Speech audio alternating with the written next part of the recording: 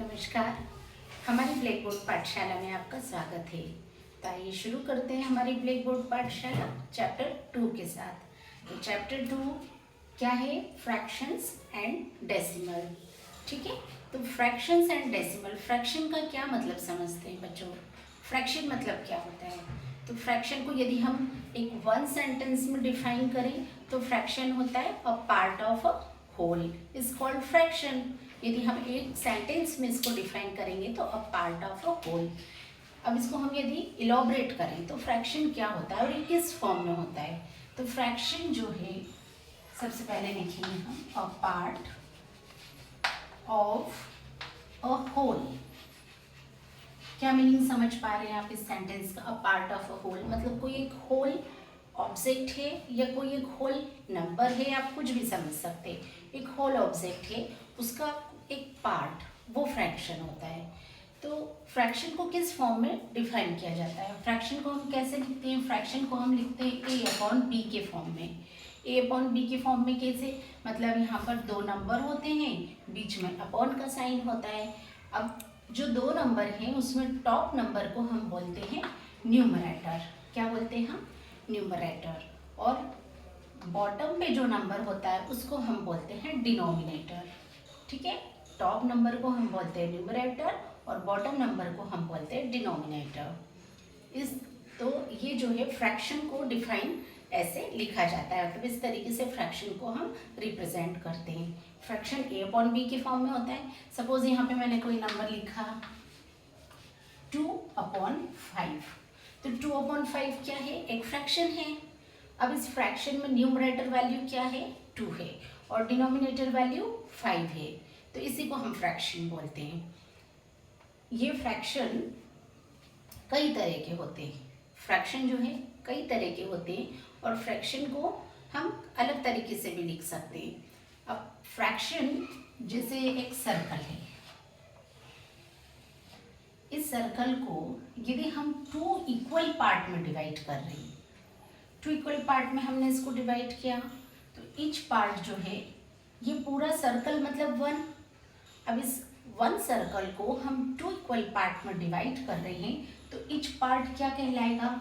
1/2 and 1/2। मतलब each part of a circle is called half of the circle, और half of the circle means 1/2। उसको fraction के form में हम 1/2 में लिखेंगे। यदि हम इसी सर्कल को यदि हम 3 इक्वल पार्ट में डिवाइड करें, 3 इक्वल पार्ट में डिवाइड करेंगे, तो ईच पार्ट क्या कहलाएगा? Each part of a circle क्या कहलाएगा? 1/3 पार्ट होगा। ये भी 1/3, ये वाला भी 1/3 और ये भी 1/3। ठीक है, तो ये जो है एक होल, यहाँ पर होल लिखा है, इस होल का कोई एक पार्ट फ्रैक्शन कहलाता है। ठीक है, तो यही फ्रैक्शन होता है। अब फ्रैक्शन कई तरह के होते हैं, तो अब हम बात करेंगे types of fraction. Types of fraction क्या होते हैं?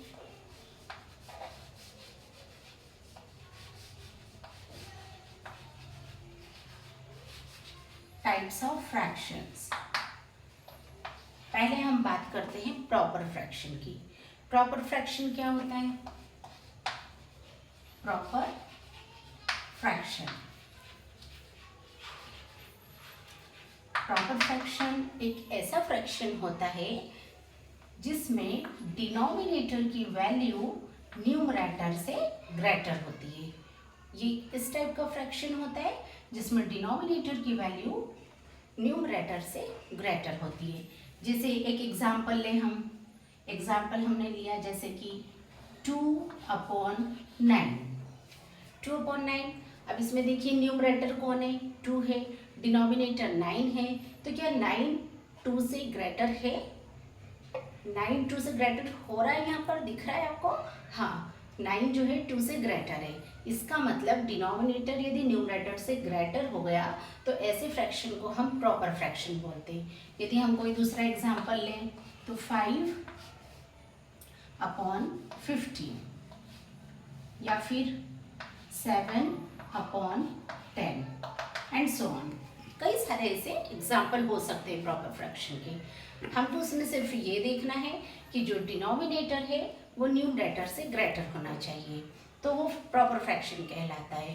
फिर सेकंड फ्रैक्शन होता है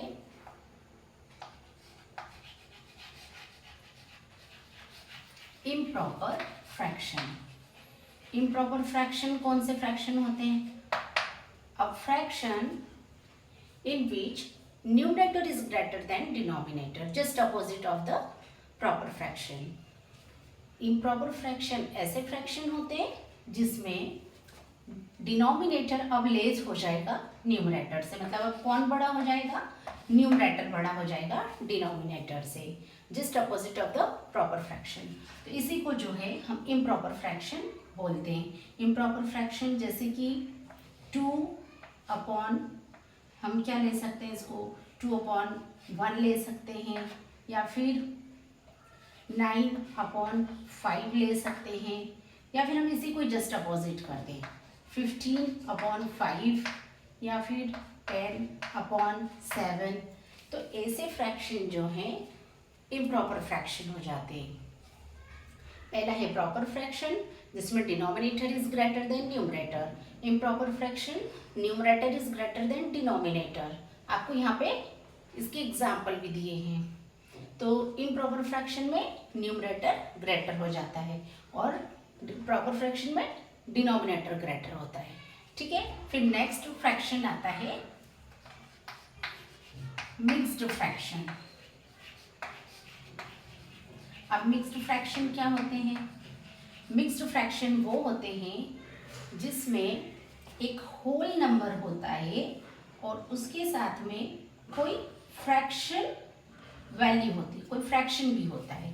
जैसे एक होल नंबर होता है और साथ में कोई फ्रैक्शन होता है, तो इसको रीड कैसे करेंगे? 2 3/5, ऐसे इसको बोलते हैं हम mixed fraction.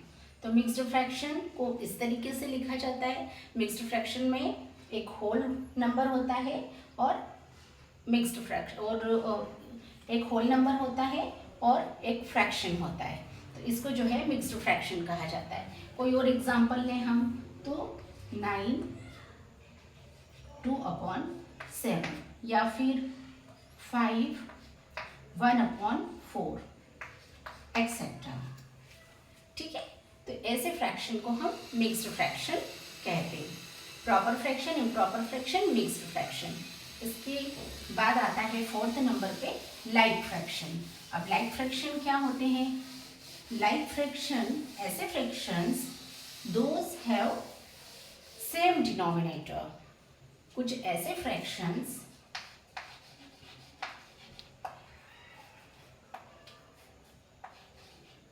Like fraction. Like fraction ऐसे फ्रैक्शन होते हैं जिसको सेम डिनोमिनेटर होते हैं, जैसे 2/9, 3/9, 18/9, 15/9, 24/9। अब सभी फ्रैक्शन देखिए, इसमें आपको डिनोमिनेटर सेम मिल रहा है। यदि डिनोमिनेटर सेम होते हैं तो ऐसे फ्रैक्शंस को हम लाइक फ्रैक्शन बोलते हैं, लाइक फ्रैक्शन। फिर नेक्स्ट आता है अनलाइक फ्रैक्शन। अनलाइक फ्रैक्शन क्या होते हैं? अनलाइक फ्रैक्शंस होते हैं ऐसे फ्रैक्शन जिसमें डिनोमिनेटर सेम नहीं होते हैं। इसमें अब हमें लाइक और अनलाइक में न्यूमरेटर से कोई मतलब नहीं होता है। यदि न्यूमरेटर सेम भी हुए तो भी हम डिनोमिनेटर को ही कंपेयर करते हैं, डिनोमिनेटर ही हम चेक करेंगे। यदि वो सेम होते हैं तभी वो लाइक फ्रैक्शन होंगे। तो अनलाइक फ्रैक्शन में डिनोमिनेटर्स डिफरेंट होते हैं, दे आर नॉट सेम। ठीक है, जैसे कि 3/4, 9/2, 11/7, 13/12, ऐसे फ्रैक्शन जिसमें डिफरेंट वैल्यू होती है डिनोमिनेटर के प्लेस पे, तो ऐसे फ्रैक्शंस को हम अनलाइक फ्रैक्शन बोलते हैं। तो हमने कितने टाइप के फ्रैक्शंस पढ़े हैं? Proper fraction, improper fraction, mixed fraction, like fraction, unlike fraction. इसके बाद एक फ्रैक्शन और आता है इक्विवेलेंट फ्रैक्शन।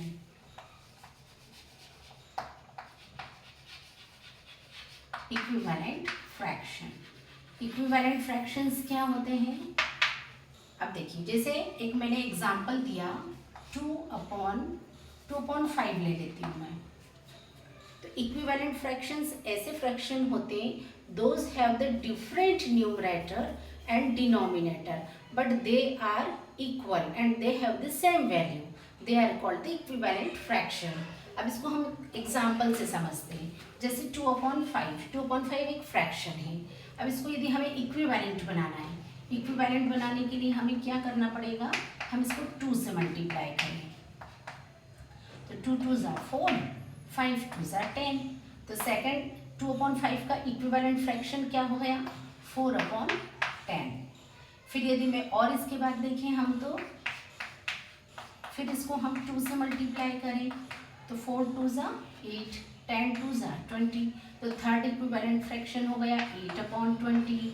देखिए 2 1 ज़ा 2, फिर उसमें हम 2 मल्टीप्लाई किया तो 4, 4 में 2 मल्टीप्लाई किया तो 8।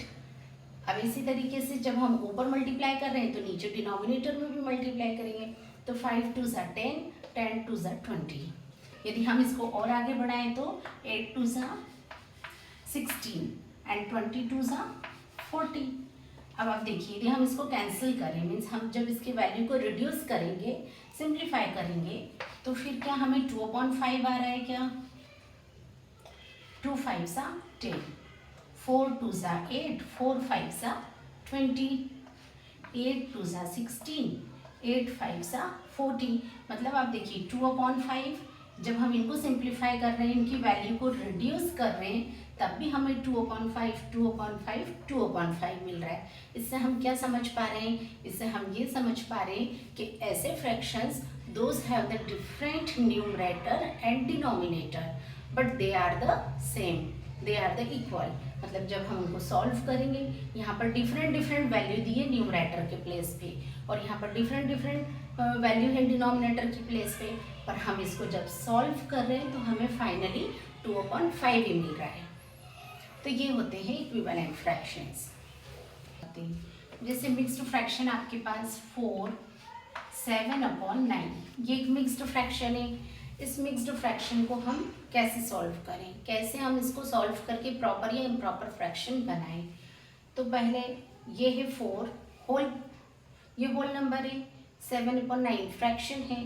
तो हम डिनोमिनेटर को इस नंबर से क्या करेंगे? पहले मल्टीप्लाई करेंगे और मल्टीप्लाई करने के बाद में जो आंसर आएगा उसको ऊपर के नंबर से प्लस करेंगे।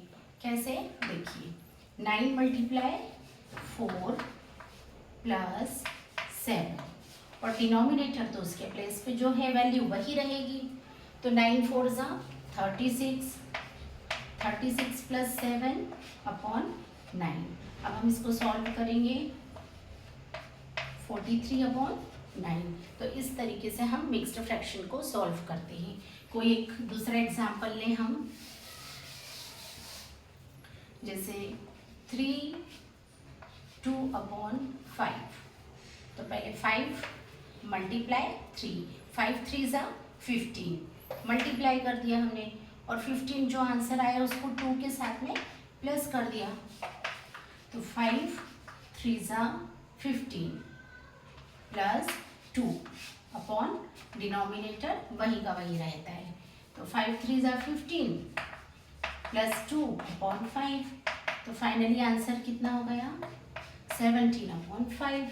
तो ऐसे हम मिक्स्ड फ्रैक्शन को हम सॉल्व करके प्रॉपर या इम्प्रॉपर फ्रैक्शन बना सकते हैं। फिर नेक्स्ट क्वेश्चन,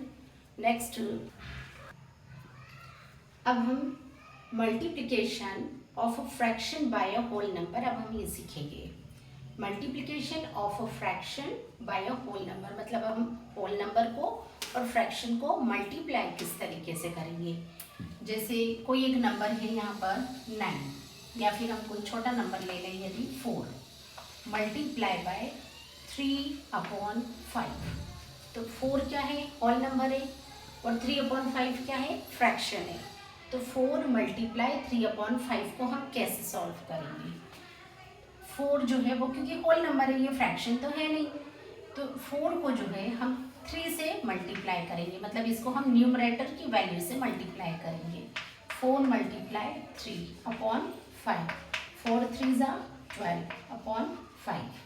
तो इस तरीके से इसको सॉल्व किया जाता है। कोई और एग्जाम्पल लें हम। 5 इंटू 4 अपॉन 9। तो 5 को न्यूमरेटर वैल्यू से मल्टीप्लाई करना है हमें अपॉन 9। तो 5 4 ज़ा 20 अपॉन 9। तो इस तरीके से हम कोई नंबर को फ्रैक्शन से मल्टीप्लाई करते हैं। तो बच्चों, आपको फ्रैक्शन का इंट्रोडक्शन समझ में आ गया होगा कि फ्रैक्शन कैसे होते हैं और कितने टाइप के फ्रैक्शन होते हैं। ठीक है, तो आज के लिए इतना ही। Thank you so much.